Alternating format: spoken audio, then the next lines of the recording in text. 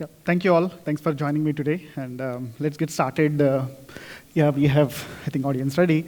So today we're talking about, this session is more focused on the retail banking, and we'll talk about both business part, the technology part, how we're able to deliver the value to the customer. So with that note, I'm just kickstarting. See, I think in retail banking, it's about convenience, right? So how can we offer a convenience to our customers, right? Because if things are convenient, customers want to come back and reuse the services, right? So while the technology, all these things are there, I think delivering the convenience, removing the friction, removing the complexity in the journey that customer want, the way he interacts with the bank. I think that's one of the key aspect in the retail banking, because that's what actually is going to help the banks to acquire customers and retain customers. I think today the retaining the customers is also one of the important factor. So I'll start off with Mr. Sanjay Sain in terms of yesterday he was presenting some of the things. So how can we improve this convenience? What are the ways? Maybe if you can share some of the examples that you're able to implement in the past. So that'll be very interesting for our audience to know. So let's talk about this, and then we'll give it to others to talk about it. Thank you. Just to introduce myself, I'm Sanjoy Sen. I'm based in Singapore. I run the global consumer business for DBS Bank.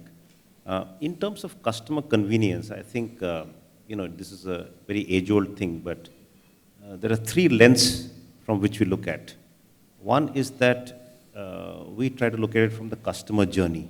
So most banks, and that's a change which is happening, is that look at it from their own technology point of view or what product you're selling to the customer. But when you change the lens, is the mic okay or is it reverberating?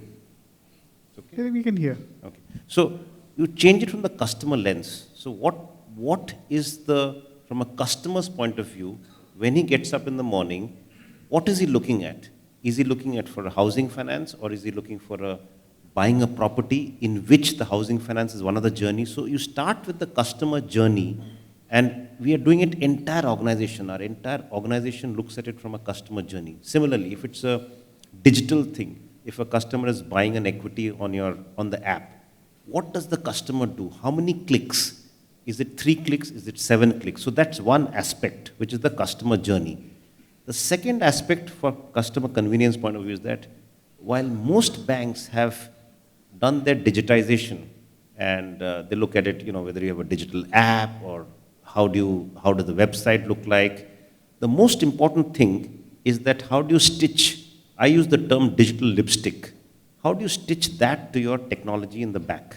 So, in your operations center, do you have straight-through processing? Because the digital is one part, but what happens from a customer's point of view is that after the digital, there are many broken journeys, which really causes that friction in the customer's, buying product or a servicing or wherever. So if you can remove that friction by looking at it end to end, we call it the workbench workflow, where how does it happen in operations? How many hands are being changed? Is it physical? Is it digital? Is it straight-through processing? And more important is that we use terms like DNO, designed for no ops, that can you manage the entire processing without any human intervention? We also follow a term called DNC, designed for no call center. So how can you ensure that you can get the entire customer journey done without the customer having to call up the call center, completely digitally? So that's the second aspect. So first I talked about customer journey. Second, I talked about the digital front end to be linked to the technology. And the third thing, which is very important, and I talked about it yesterday during my presentation, is that how do we embed ourselves in an ecosystem? Because the customer is buying a house, buying a car, buying a property, doing a payment transaction. He or she really does not care about the bank. The bank has to embed in the customer's ecosystem.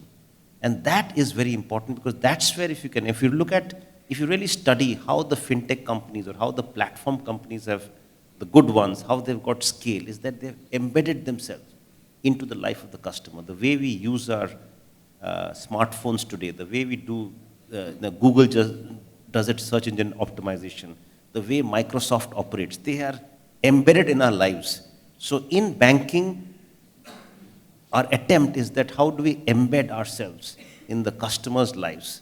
And an example for this is that in Singapore, which is the headquarters, we have our own closed-loop ecosystem payment wallet called DBS Payla, which is used by 75% of the population today. We started it 5 years back, where a customer can buy a McDonald's, burger, book movie tickets, book his taxi app, everything which you can think of, pay his bills, pay his insurance, all through that app.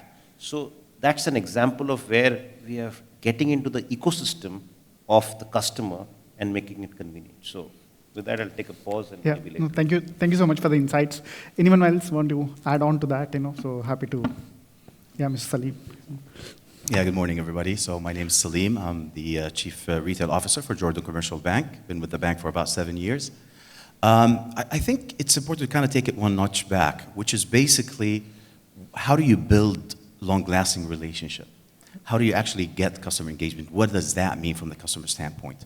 From the customer standpoint, engagement is about knowing what I want. It's about really helping me achieve my financial goals, I need a bank that actually looks after my financial well-being.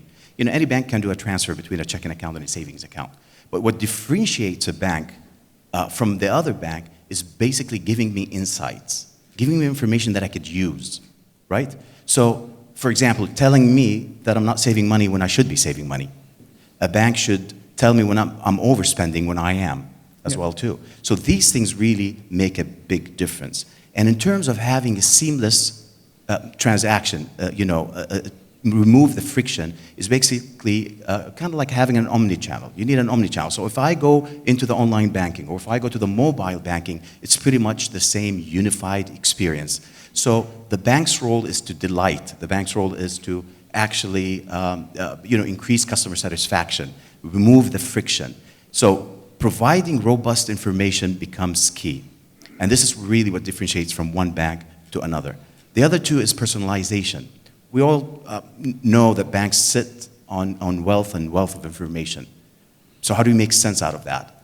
If I'm shopping, for example, at Carrefour, don't send me a coupon for Safeway. That wouldn't make any sense. So you need customized, personalized information, and for that, you need a really great department in terms of data analytics, and at the same time, you need a great marketing department as well, too. So basically, they could do segmentation, they could do personas and so forth, so that I would feel as a customer, because you have all my information, that you actually also kind of care about me. So not only it's a good marketing sense in terms of removing waste and removing, you don't want to be doing mass marketing, but at the same time, as a customer, I would feel that you know me, which is the case. Right. Thank you so much, sharing those views. So I think we ended up, talking about the hyper-personalization and the segmentation. So this is one of the topic yesterday, the panel was talking about, we heard from Emirates and BD and some of the other. So going away from that, typical segmentation to hyper-personalization, I think that's going to be the next big thing because we are talking about completely understanding the customer 360 degrees and then, talking about their personalization. So I actually wanted to ask Mr. Amit, to share some of the views that he has and from Emirates and BD perspective, how is the personalization thing is working? Because this is going to be the need of the hour because customers expects that kind of a personalization. It's not a segmentation anymore. Past segmentation, VAP, VVAP things have gone past, and now we're looking at a hyper-personalization. Yeah. So, if I may, on that one, Rama, right? I think hyper-personalization, to the point that Sanjay was raising, is just one of the multiple capabilities that technology is enabling today, right? So if you look at some of the significant ingredients, if I was to say so, of the modern future banking experience, certainly hyper-personalization is one of them, but you would also have straight-through processing, right? You would also have real-time, instant gratification, right? You would also have intelligent banking or experiences, right? And the key and the success of bankers and technologists in banking is how do you mix them together to drive seamless, invisible journeys to a certain extent. I know there was a reference yesterday to say that banks will not exist potentially in 5 years' time. Somebody made that statement, right? But the point there is not that banks will not exist, but they will most likely be invisible. Because what we're doing is enabling open ecosystems where banking becomes what you do invisibly without even realizing that you're banking. Right. Right? And let me give you an example of that, right? And this ties to the point on hyper-personalization because hyper-personalization is a part of it. So let's take one of the common experiences that we all have been through, right? Which could be your credit loan origination and fulfillment process. Traditionally, that has been paper-driven. Even today, many parts of the world, it is still paper-driven, right?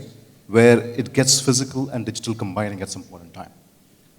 Let's just fast forward a bit, right? And let's say there are two individuals, right? A couple sitting in their house, right? Having a conversation. We saw this house, it's great. What do we do now, right? And just imagine, within a second or 2 or 3 seconds, they basically get a ping on their wristwatch, digital watch, right? Or some other channel to say, here is your loan. Do you want to go for it? Yes or no? Right. And it's realized. But the question is, how will that be possible? Let's talk about that a bit more, right? So in this scenario, if you're talking about the scenario, what you're potentially talking about is the individuals, the couple, the retail couple, have enabled and given consent to an application, a banking application potentially, right, or an ecosystem application on their personal device, which is listening into the conversation through various channels, is then deciding that these people want a loan, is reaching out and tapping to the entire ecosystem, right, using API banking channels and services to determine that for this person, this bank's offer is the best one, right? They also have access to the data. And this is where some of the hyper-personalization becomes very important because data access is very key and essential to getting that, right? So they have access to the data with their consent, of course. So it's not really going against any norms or regulations. And then they are able to trigger with a bank, if they're not onboarded, a custom onboarding. Again, the term custom is important because they might not be the consumer for all services from a bank. So again, we're getting into the realm of micro-servicing, which basically is you don't have to go to the same bank or the same financial services institution for your entire plethora of services, whether it is loans, it is, of various kinds, whether it is investment banking, you name it, right? So fast forwarding that, they get to a point where that specific system, the assistant, then using the ecosystem apps that it's connected with, gets connected to a banking ecosystem. A specific bank opens up their account instantly because it has all the data. Right. It does the KYC checks, everything happens instantly, right? To a point where the credit decisioning also, based on the data, is done. And lo and behold, in 2 seconds, they basically have Right. an option. If you were to even extend that further, right, and this is where I think another interesting point which is happening, is the realm between corporate and retail banking or wholesale banking is decreasing to a certain extent. It will get thinner and thinner. Right. Because why does a retail couple not have the right to go in and get some of the investment options which corporates get today? So in this scenario, if you take that further, the assistant has access to this couple's propensity towards social governance, right? Environmental governance, based on which it decides that why don't I go and give them an offer to do an investment in green bonds or some sort of green securities, right? Which then will mean that their interest margins on the loan might be positively affected. Right. So the point I would say is all of this is just an example of how hyper-personalization can be driven Right. in the future. Yeah, no, thanks for those insights. And I think, as you rightly said, that a corporate banking to a retail banking shift. So earlier, retail banking was all about, customer comes in for a product, we analyze the customer for the product, and we give that product, and we leave the customer, right? So I think the things have moved. Right now, we're talking about, understanding 360-degree of the customer, setting up a pre-approved limits for the customers. Then when customer comes in, as you rightly said, from whichever the channel that is, like prompting the customer to take that product is something that's like happening as we speak. Yeah. Thank you so much. And I'll move on to Mr. Walid, talking about how do we deliver a customer value? Because end of the day, all of these things, the technology and whatever the personalization we talk to, so it has to be finally come to a customer value delivery, right? So that's where if you can just share some insights, how your real-time experiences, that'll be great for us to understand. Yeah. Okay. Yeah, now it's working. Actually, previous in retail banking, you could see that the focus was on a product by a product. Today, with the challenge in the market and with all the competition happening, you should focus on the customer value. If you still continue looking at the product by a product, you'll be running out of customer. So, how to look at the total customer value, how to cross-sell and upsell your client with a product, bank's product and other third-party product that you need. This is how you win in the market with the competition. So how to create this value is by giving the customer something to help and his stickiness with your bank, with your organization to grow. This is the future, or this is the formula of customer value, especially when the fintech, all those pay wallets happening in the market. You need your customer to be loyal to you by giving him more value proposition and overall product and overall relationship. Right. Thank you so much. And I'll go back to Mr. Ihab. And so can you just talk about more about the same thing, the topic that we're talking about, customer value? Because this can be delivered in multiple aspects, either in a cross-sell, upsell kind of a thing, or actually helping customer to buy a right product, so at the right time. So there are various ways to deliver the customer value. So if you can share some insights, that'll be interesting. Yeah. See, most of the banks talk about having customer-centric approach. So the journeys has to start from the customer and back to the customer.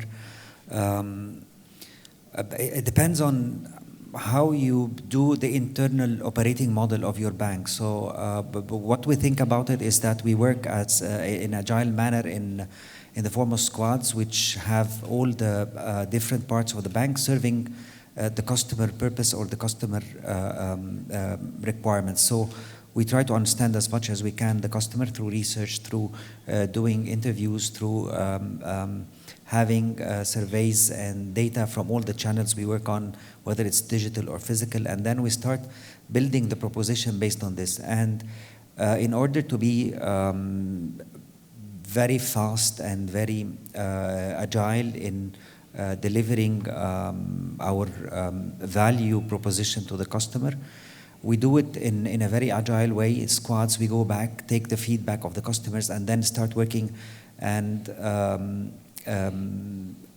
repeating the cycle all again in a very dynamic and consistent way. And the end is how far we can satisfy the customer and be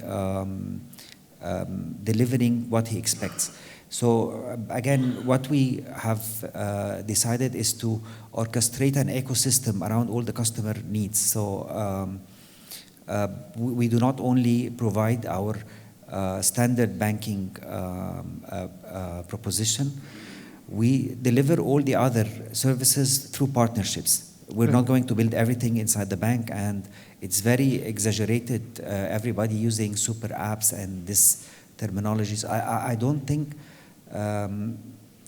this is optimal for a bank, because you need to provide top technology, capitalize on data, change your operating models, and at the same time you need to optimize all these things, because at the end of the day it's a commercial bank. So at the end of the day the bank needs to be very cost conscious about how we do things. So I think again the journey starts at the customer, ends at the customer, and the bank needs to be very quick, fast in responding to all these customer needs and requests. Yeah, thank you so much for that. So you talked about partnerships, and I think we are talking about ecosystem, right? So no more the banks means earlier bank means it used to be a standalone, right? The banks used to offer certain services, the customers used to interact with the bank and take that service and go, right? Slowly banks have started doing a cross sell of insurance product, so that's been one of the journeys the banks have actually started doing maybe 20 years back. But then over the period, there's not going to be anything called a standalone as a bank, right? So it's all going to be ecosystem, right? So we are able to offer the banking services at the purchase, at a point of sale, at a checkout of e-commerce, and doing instant credit decisions, and the entire ecosystem is playing a bigger role. And I think that's what is going to grow. I think we're talking about the physically, the banks are going to be there, and they're going to be continue to be there. But I think the entire lens that we see, the way we approach to the way we interact with the banks, changing, right? Because the ecosystem players are going to play a big role. So with this, I'll go to Mr. Sanjay Malhotra. So just talk about his opinions in terms of how the ecosystem is changing. How is that actually now doing it in Middle East or this region? Because in some regions it has gone to the advanced stage, wherein a lot of the ecosystem it has matured, and this market is still catching up. Or maybe sharing some of your views will be very interesting. Yeah, thank you. My name is Sanjay Malhotra. I work for the Islamic Bank. I run the consumer bank there. So, in any digital journey, the role of the ecosystem cannot be understated. Because, look, banks don't create money, banks don't consume money. Banks are just a transit.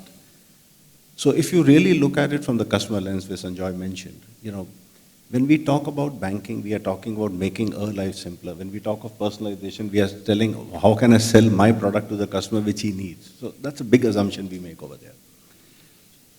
But if we take an approach where we basically take an approach that how can I make banking easier for the customer?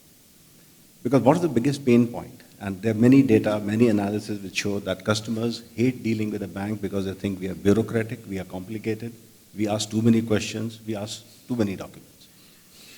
So if you want to solve the problem, you really need to plug and play with the ecosystem. I'll illustrate what I'm saying by a couple of examples. One of the biggest cost of a bank is customer onboarding and authentication. And banks spend a huge amount of money trying to obtain accurate data on the customers. So we normally rely on some government-issued documents to identify the identity of a customer. Now, what is happening in the UAE? I'm giving an example of an ecosystem collaboration, that we rely on Emirates ID, which is like equivalent to one of the IDs which the government issues in most of the countries. So UAE has gone a step, even backward to that. So even before the Emirates ID is issued, somebody has authenticated a customer before he is into the country or issues the passport, which is the Ministry of Interior. So now the integration, what is going to happen is, Ministry of Interior is talking to the banks and saying, look, we can give you the information on the customer. Because when the customer came into the country or we issued a passport or anything was done, we verified all those documents for the customer. We knew where his passport is, we gave data for the Emirates ID for the ID to be issued. So the integration, what is happening is that they're saying now the customer will be authenticated by facial recognition. And that's a technology, if all the visitors who've come to UAE, you would have realized that it's not even biometric at Dubai airport today. They facially recognize you and let you into the country. And the plea was that if this security and this level of accuracy is good enough for the country to open up its borders, why not banking? So now they're talking to us and saying that, okay, by a facial recognition, we'll be able to authenticate the customer, and since the ministry has all the data will be provided to the bank without having to ask the customer anything. So that's a great example of the integration which is going to happen for onboarding of a customer. Now let's look at the other end. Now the bank consumes the data, the customer is onboarded, and now the customer wants a particular service or the customer wants a particular product from a bank. Now typically, again, the point is that all the digital journeys, try to fulfill to a point and then it becomes a handover to somebody. Like, you can give a loan contract, you can give a loan, but then the customer still needs to sign a loan contract because the laws of the country do not allow digital signatures. So your legal department of the bank is going to tell you that I need at least one signature to be able to file a case in case the customer defaults in the court of law. So there again, a great example of an ecosystem collaboration is that a government authority and the Ministry of Justice got together And they basically said that, look, we will authenticate, or we will tell the courts that a digital signature is accepted. So, and the law has been existing in this country in UAE since 2006. Only for marriage, divorce, or one or two other transactions is a physical signature needed. For any other transaction, a digital signature is valid. Now, it was never practiced because there was no precedence for it. So again, a few banks got together, and this was during COVID times when, people were hesitating to go on a face-to-face interaction. And we said, okay, can we go for 100% digital contracts? So today in our bank, we were the first bank to go for 100% digital contracts. So we send a link to the customer authenticates, signs, we verify, and we disburse the money instantly into the customer's account. Again, it was possible only because of an ecosystem collaboration, because if that was a loose end hanging around, then no bank would have done it. So these are the two examples I can think of right away. Yeah. Anyone want to add a specific point of views before we go into the technology part of it? I know I just want to leave the panel any specific pointers. Yeah, Mr. Amit. Sanjeev is a great, too loud. It is a great point there, right? And again, another example I can think about is in the risk and compliance domain, right? As we speak, right, there is a consortium that is being put together and is looking at doing transactional screening, right, as part of a group of banks, not just here locally in the GCC or the MENA region, but globally, right? There's around 50 plus banks which are coming together. The point being that exactly is an example of how banks and financial institutions can collaborate to share data in relation to risky individuals and so on and so forth, which is beneficial to everybody. Because a fraudster who does a fraud in Bank A can do it in Bank B. And if you have the data prior to this collaboration, it can certainly help you out. Great. Thank you so much. I want to go to Mr. Richard.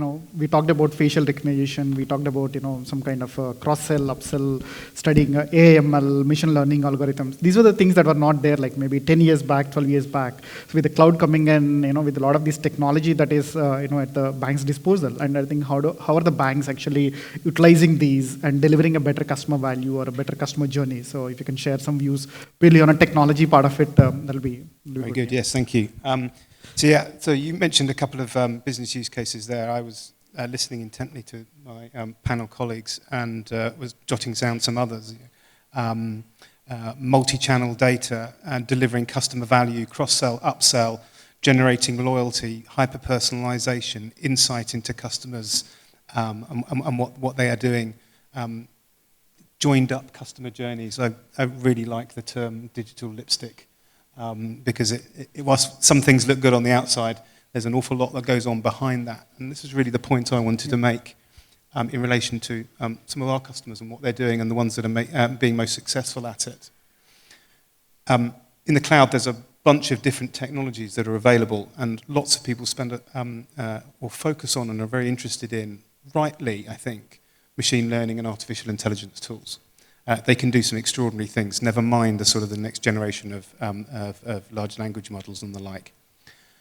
But they are only successful, as are the ability to deliver more complex business use cases around hyper-personalization, single customer journeys across multiple channels, if you get the data right.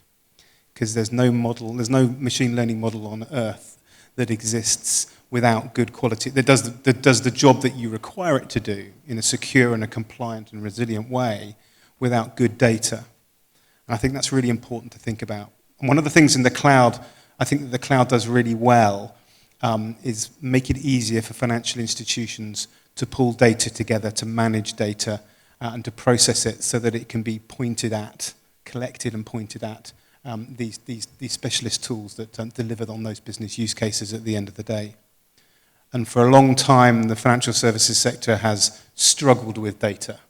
It still struggles with data. It is often viewed as a cost in an organization, simply because there is so much of it, and it is often unruly, and it's not very good quality, and there are multiple versions of this data.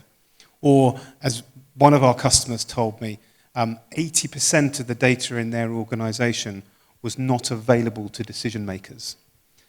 These are extraordinary statistics. You've got all this data in an organization, but it's not being harnessed and it's not being used. And cloud technology provides you with a bunch of tools now that I think allow you to order and bring together data that's internal to your organization, to start breaking down some of the silos that exist between functions. Tools that help organizations begin to create pipelines between data producers in an organization and data consumers, so that issues around provenance and cleanliness can be solved.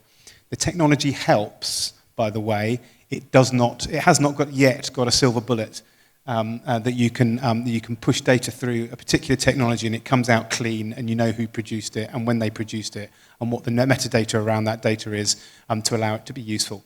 A lot of this still relies on organizations and processes and people to get that data into the right state. So the data helps.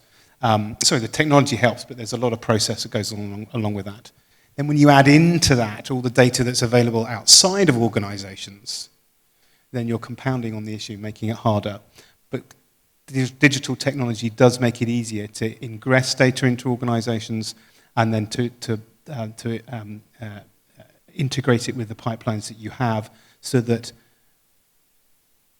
business users, in partnership with technologists, at the point of need, at the point where you've got a business use case where you have a bunch of customers who are buying one particular product and have shown propensity because the data has proven that to buy another product, to be able to deliver against that because of the insight, the reliable insight that you've generated in your organization from the use of that data and the technology that has been applied to that.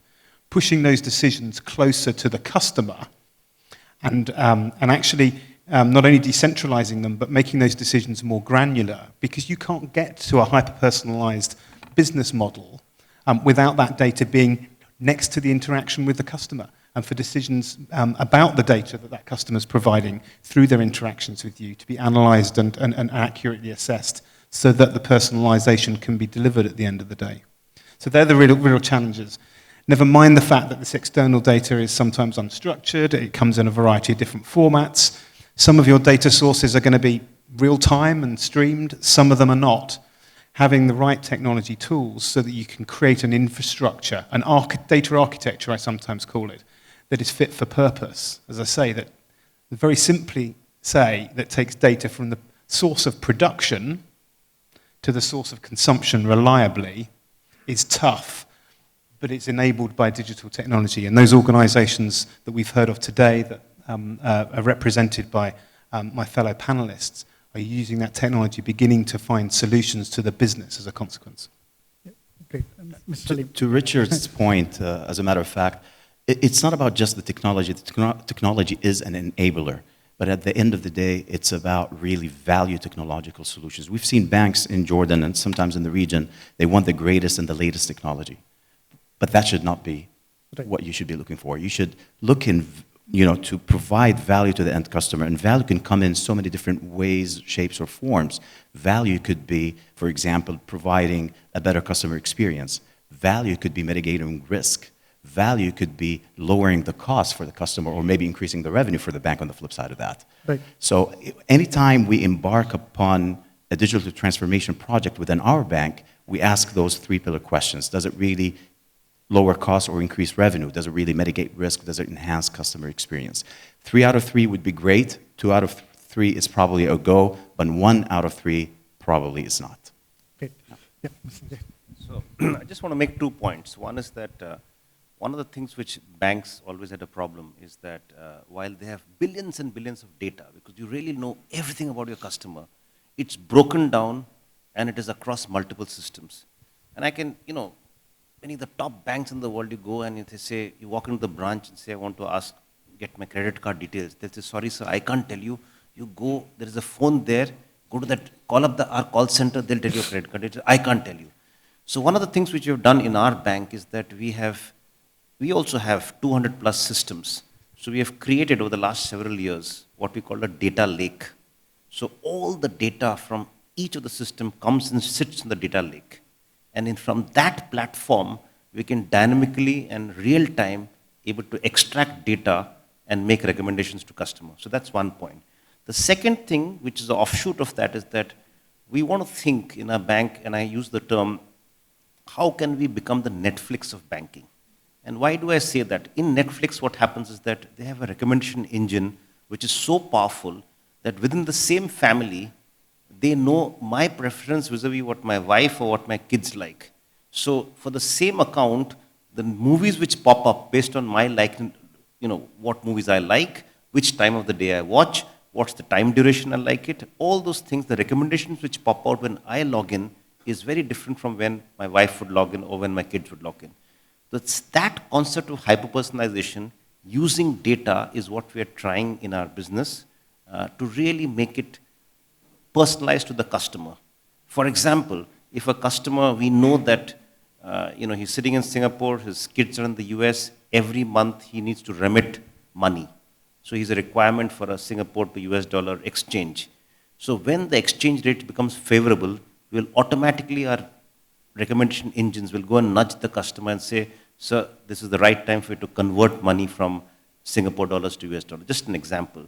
So what we have created our own tools. We call it our own CRM tool. It's called a system called Client Connect, which is constantly working through artificial intelligence and machine learning tools to be able to hyper-personalize based on every customer's preference. We have more than 10,000 data points on every customer, real-time data, as well as the demographic data and the static data. And based on that, we generate what we call two things, NBN and the NBC. NBN stands for the next best nudge. So how do you nudge the customer based on the requirement of the customer? That's called the NBN. And the second thing we call is the next NBC, the next best conversation. Because one of our learnings in banking is that, especially on the wealth management side, where customers have a dedicated relationship manager, many of us who have dealt with banks, either as a banker or a client, would know that it is we really live on the quality of the relationship manager. It's his memory or her memory and his or her understanding of you as a client which really manages your portfolio. There is no other, there's no science. So we are trying to now change that and say that, look, it's not on the RM. Our tools will recommend. So if you have a particular,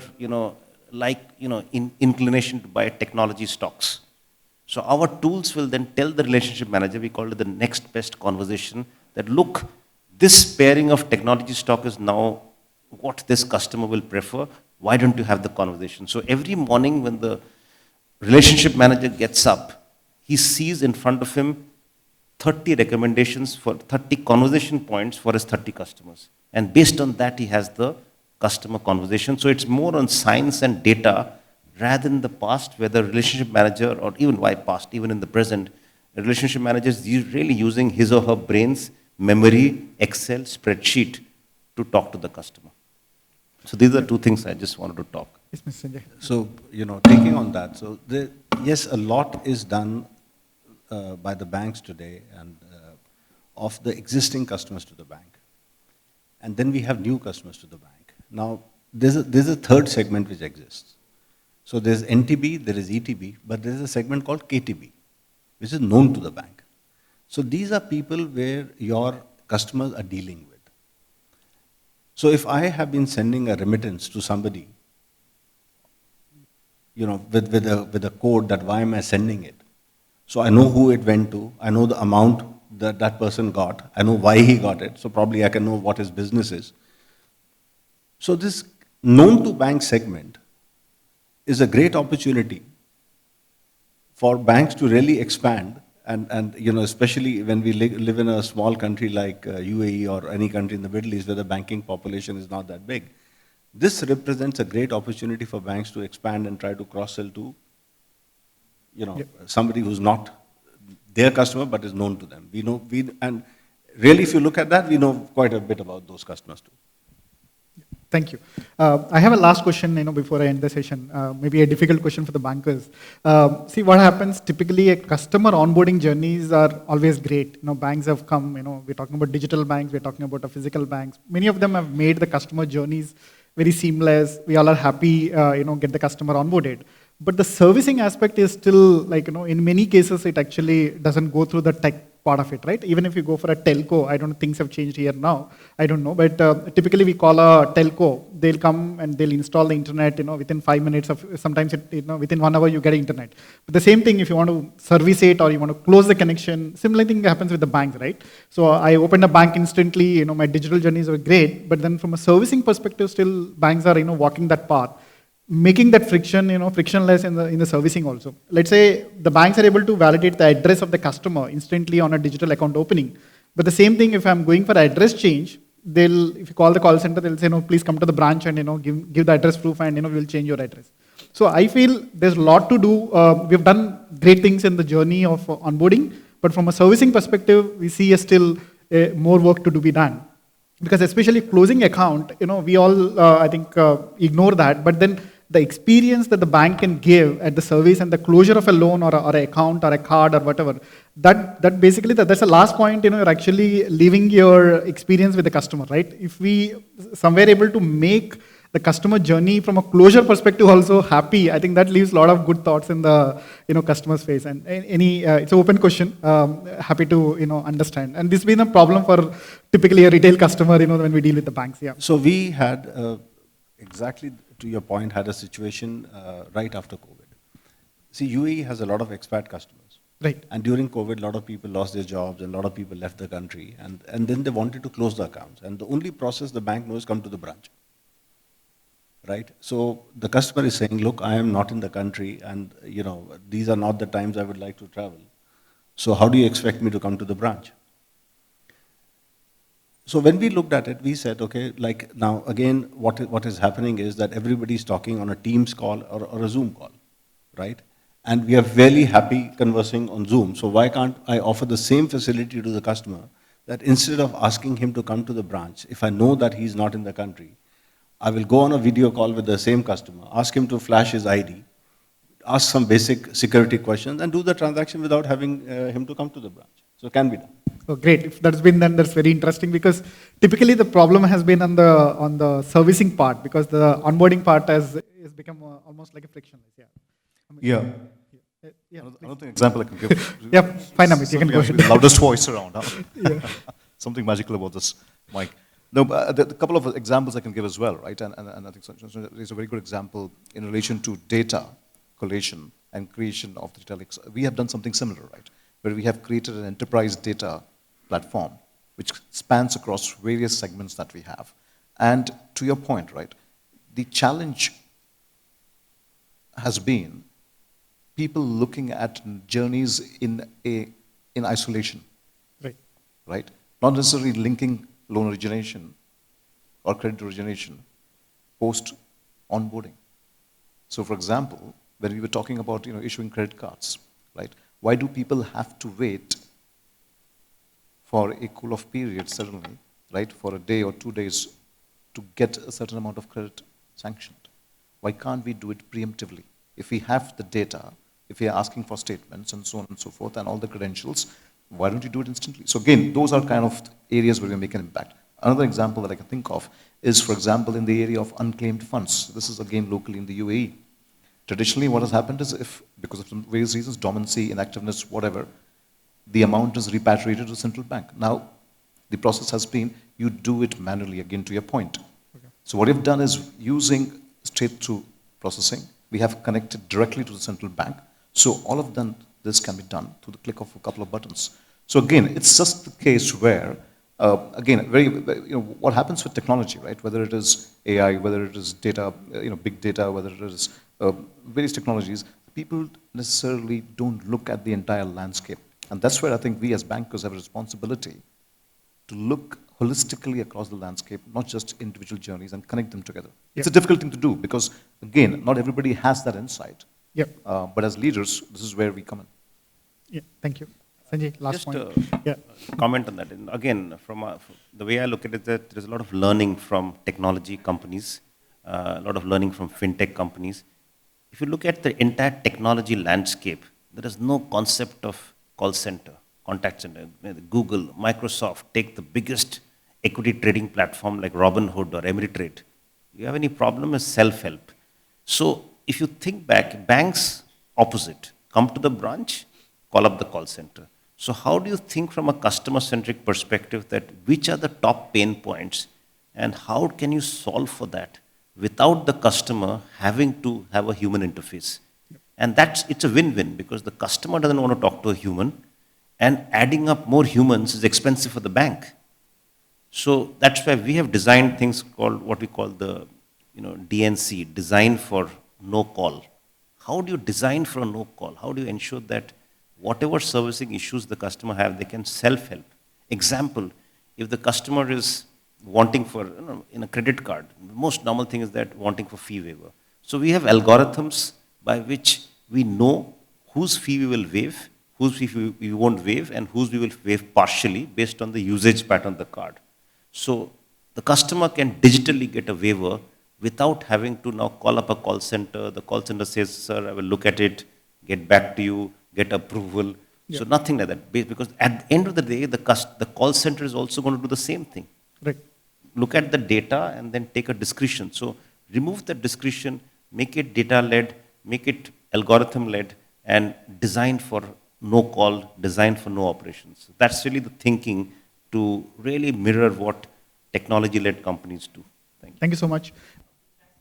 All the solution so that you can actually give a better experience to your customers. Because as you know that in financial institutions or any institution for that matter, before you can start investing into all these innovations, it will have to come to certain commercial decision, right? So you will go to the board level, for example. How do you convince the board to say that this is actually something that you would be able to do it, because it's not something that you can immediately see the ROI. So my question is simple: how do you balance this, and how do you convince the decision making that this is something that you should invest in so that you will actually improve the organization? Thank you. Right. I'll take this question being, on the other side of the vendors. So typically, see, earlier the banks were making a huge investments. They used to go buy a software, which is like a 5-year, 10-year perpetual licenses. So because there's a big investment, right? Once you invest, even if works or not, you end up actually utilizing it, right? That used to be the trend in the past. So now that has changed. Now banks are more open in getting into software as a service. They use fintech partners, pay for use. So you bring in a channel, you try to use it. If it works, it works. If not, you can actually, you're not actually investing a big amount there, right? So you're not doing a perpetual licensing. So you have a cloud where there's a pay for use or based on services and all of that. And the more importantly, you can also, the banks have started doing a load balancing, right? So earlier, if it is one system, there used to be one platform which is actually helping them, right? Now banks are looking at a load balancing for the same purpose. There are 2-3 platforms that they run. So which provides the better customer experience, which is actually helping the bank. They continue to work with that partner or the particular system. And if not, actually they shell the second one, right? So the traditional way of looking IT systems have changed. And then we're looking at more like customer usage and things like that. So that's where you can actually cut on your capital expenditure, go on more on OPEX, and help the journeys and all of that. Yeah. I hope that's the banks doing that. So, so I think with this I'll take leave, and thank you so much for joining. Let's do a big applause and just end the session. Thank you so much.